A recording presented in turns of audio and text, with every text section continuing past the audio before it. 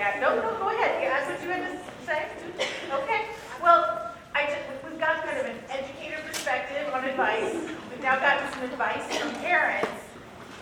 What advice do you students have for our audience members on getting ready for and transitioning to middle school?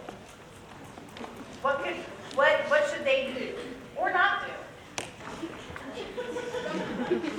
What should they not do?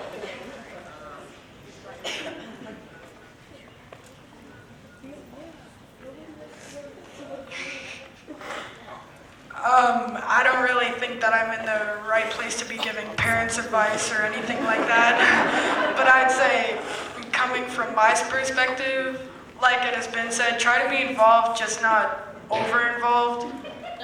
Most of the time, it's not your fault. Like, most of my friends like my mom more than me. It's just... But yeah, try to stay on top of their work, try to monitor what they're doing, but also try to let them live a little, try to let them meet new friends, let them introduce themselves to new opportunities.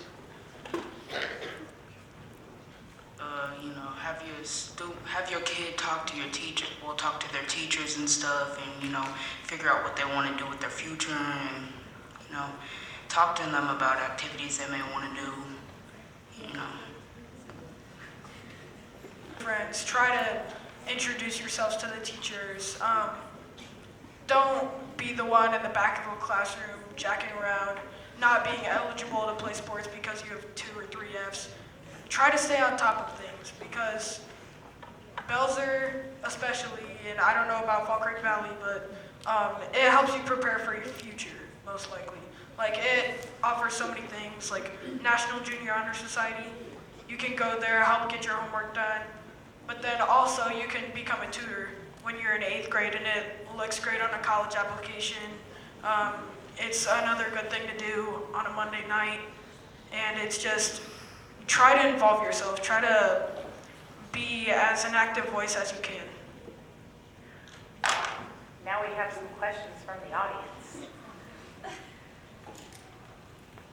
What do Belzer Middle School and Fall Creek Valley Middle School do to prepare high ability students for college? And in looking at our high ability program, how do you transition those students into higher placement classes? What are those classes? So we don't really call it high ability at the middle school. No offense to the elementary, but we have different terminology. Our students can take pre-AP classes in language arts, science, and social studies. We have opportunities in math to take algebra and honors geometry, both for high school credit. And we have opportunities to take French and Spanish for high school credit. Okay, so all students are challenged as much as we can academically so that they can grow. We really want kids to grow academically.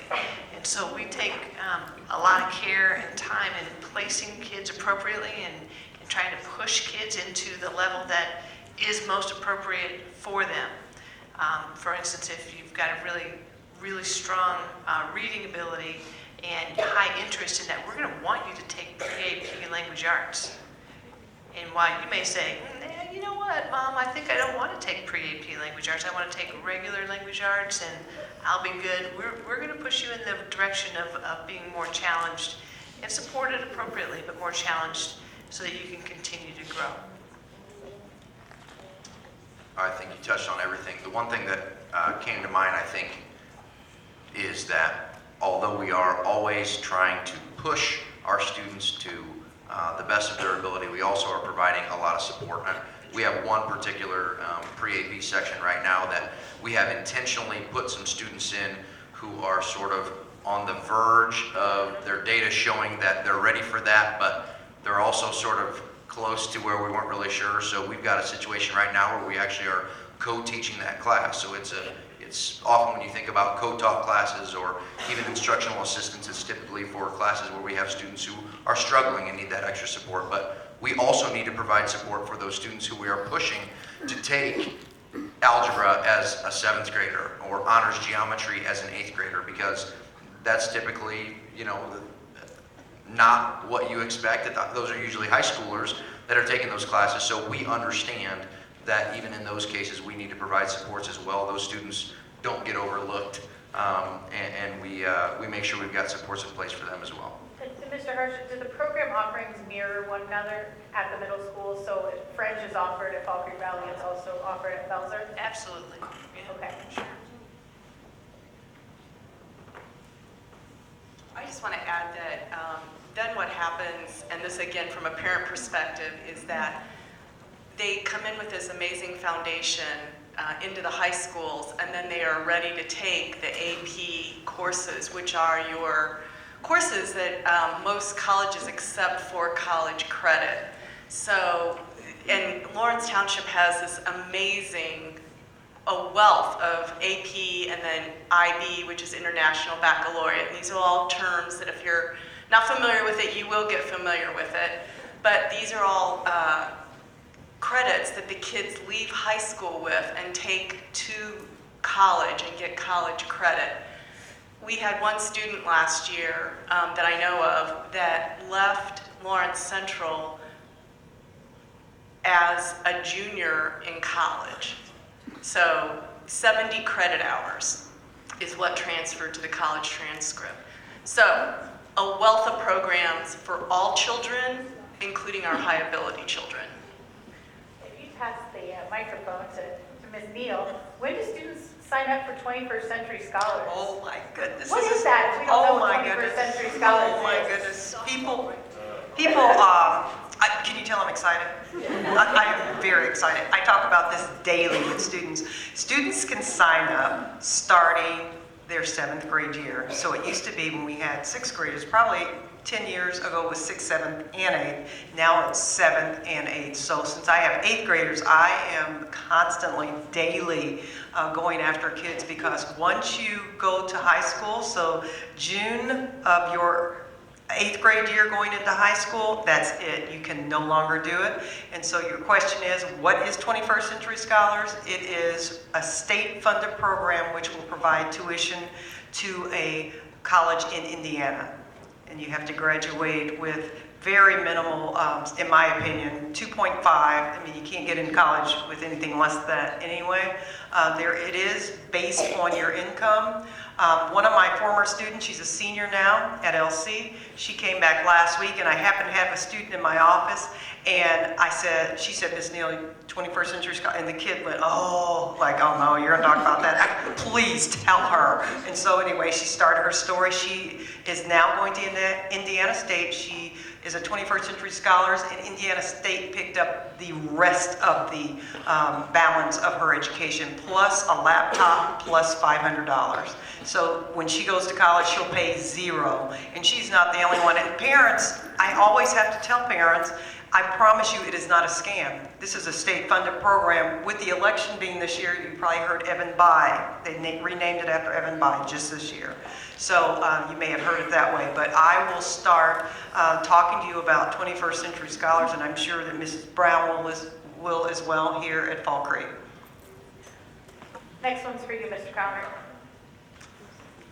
How will we know when sports are available? And then we're going to kind of jump into physical education. Do students take physical education, and do they have to wear uniforms? The first one about when the sports are available, it varies by season. In the fall, it's the traditional fall sports, football, soccer, volleyball, tennis, cross country. We will publicize that information on our website, on Twitter. After Mr. Harsha, Ms. Lusso, our guidance counselors go to all the elementary schools, talk about scheduling. Following spring break, usually at the end of April, beginning of May, I go out to all the schools and talk about that information and bring it to the kids as well. When tryouts are going to be, when summer camps are that run by our high schools, because we encourage the kids to go to those. And most importantly, if you're going to try out for any athletic program in our school, when physical night is. In order to play sports at any school in Indiana from next year until the kids graduate from high school, they must have an IHSAA physical evaluation done after April 1st of the spring of the starting school year. So for next school year, if your kids want to play sports at Belzer or Fall Creek, they must have a physical after April 1st of this spring. If that was done on March 30th, because that was the date of your annual review, that physical is not acceptable for athletic participation. They must have it done from April 1st on. Any date from April 1st on is good for the entire school year next year, and then the same thing will be true the year after that, all the way through high school. And that's the rule here in Lawrence Township and any other school in the state of Indiana. Regarding physical education, it is not a required class. It is certainly a class that I encourage our kids to take, and we have multiple physical education offerings at Belzer, including a conditioning and strength training class where they're taught the basics of weightlifting, which then helps them transition to, when they go to high school, the offerings they have there at both Lawrence North and Lawrence Central. They have outstanding strength coaches. Coach Lane at Lawrence Central in particular is, in my opinion, one of the best there is, not only in Indiana, but in the country. He's actually the head of the State Strength Trainers Association, which is an opportunity that the kids have here in Lawrence Township they don't have other than that in many places. The last question, do they have to change? Most kids love the fact that they do not have to change and wear uniforms for PE. Okay. Next question. Is there a time when students can come and get a computer, get a course catalog, and attend any kind of new student orientation? We don't really have a catalog. Sure, over the summer, there's scheduled pickup times, and I can't remember, we have them already scheduled. It's in July. It's in July. 11 to 7 each day during the week. It's the week before school starts, typically on Wednesday and Thursday, I believe. And during that time, you come and fill out some paperwork and see the building, tour the building. You can get a physical at our place one night and yours the next, I think. And but you have the date, Mike? July 26th and 27th, and Yeah. those will, I can say with 99% confidence, also be physical nights. One of them will be physical night at Belzer. One of them will be physical night here at Fall Creek Valley. So if you don't want to go to your family doctor, don't want to go to med check, that evening, usually from 6 to 8 or somewhere in that window, and we'll again publicize that repeatedly over the next few months to you guys. You can come to school, get your physical taken care of. They're $20, and one of the benefits to that evening as well is the Community Health Network, who's our health provider, donates half the cost of that physical back to our athletic programs, which helps us then fund all the equipment that our student athletes need. And when you walk out that evening, there is absolutely no chance that the physical paperwork you gave to your son or daughter to turn into school got left in a book bag, left on the bus, dropped in a locker, handed to a teacher who didn't realize that was what they were handing in, or any other way, because when you walk out, our trainers are there and they take them from you, and there is no chance that anyone does not get it filed properly, because sometimes middle schoolers do lose paperwork. So I would encourage you strongly to mark those dates on your calendar, not only to come see the buildings, pick up your kids' schedules, help them with their lockers, and make sure they know where their lockers are, be able to walk their classes, but also for athletic purposes, then everything that they have is ready to go for tryouts when they start the following week. So your laptops, that's a great question. We are one-to-one, of course, at the middle school, just like they are. You guys are in 5th and 6th grade. But you won't pick those up before school. We take care of that after school starts. Okay. Okay, we have one, it is 7:30, but we only have one more question here to address, so I think that we can squeeze it in. And that question pertains to bullying. How proactive are our middle schools with education and prevention of bullying?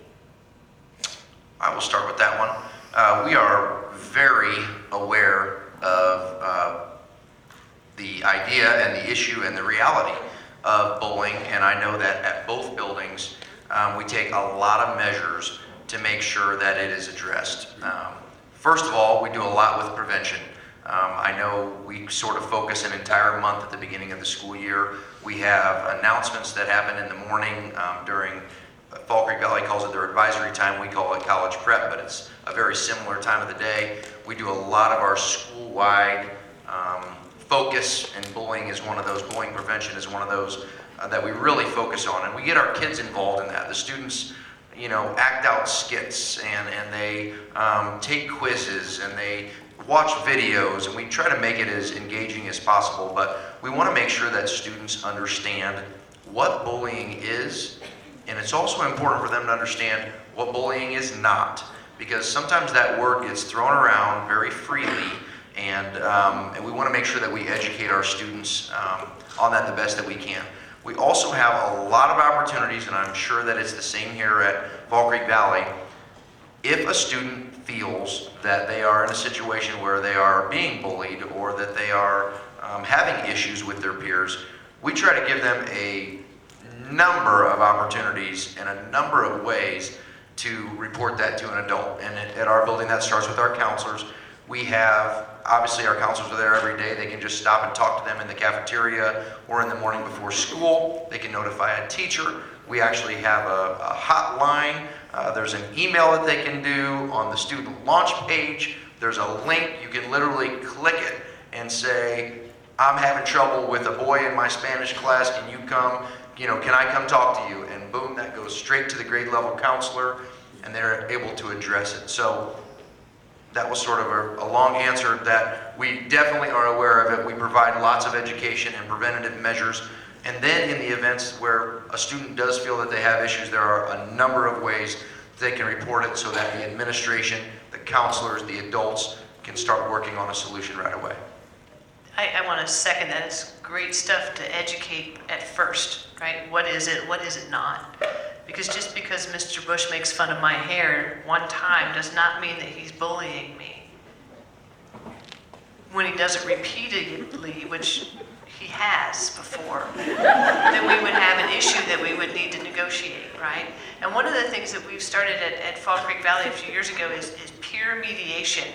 And so we have a faculty member who works with our kids, and we're doing that through the Peace Learning Center. We have a group of volunteer peer mediators who help navigate. I mean, you've heard me say that a lot tonight, but it's about navigating relationships. What's socially appropriate, what's not socially appropriate, how do your actions impact others?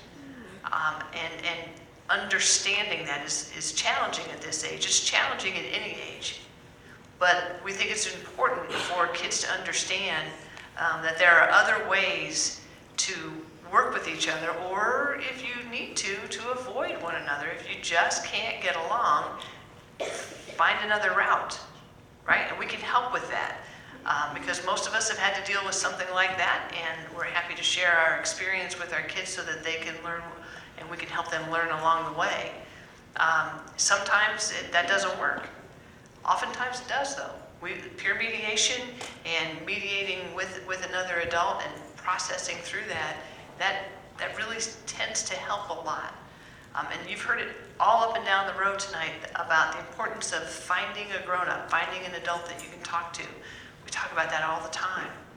And like Mr. Harsh said, I don't care that it's not me. If I'm your person, great, tell me what's going on. But if I'm not your person and you're really connected with your art teacher or that lady that's always standing down at the end of the hall who says good morning to you, tell that person what's going on. Just tell somebody. And we can launch into action and provide some services for you. If you don't tell us, we can't know. Because we're pretty good, but we're not mind readers. Well, I don't know, Miss Neal, you probably... She is, yes, she is. But the rest, not the rest of us. So you just talk to us. And like you found with your elementary folks, your teachers and your principals there, we care a lot too. And we're here to make sure that you guys are successful.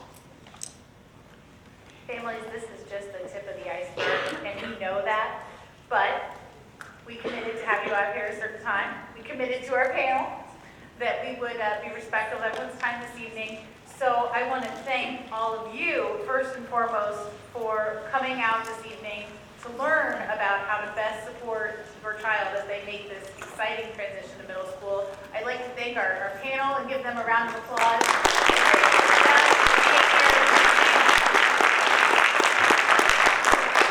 I want to remind all of you about April 5th, when And they'll be having their open house between 6:30 and 8 simultaneously at Belzer and at Fall Creek Valley, where you can come and ask follow-up questions, see the building, take another step on that journey towards middle school. If you do have a question that you don't feel was addressed this evening, we will still take those cards, and I'll be sure that we get your questions to the appropriate people to be answered. But again, thank you so much for being here, and have a great evening.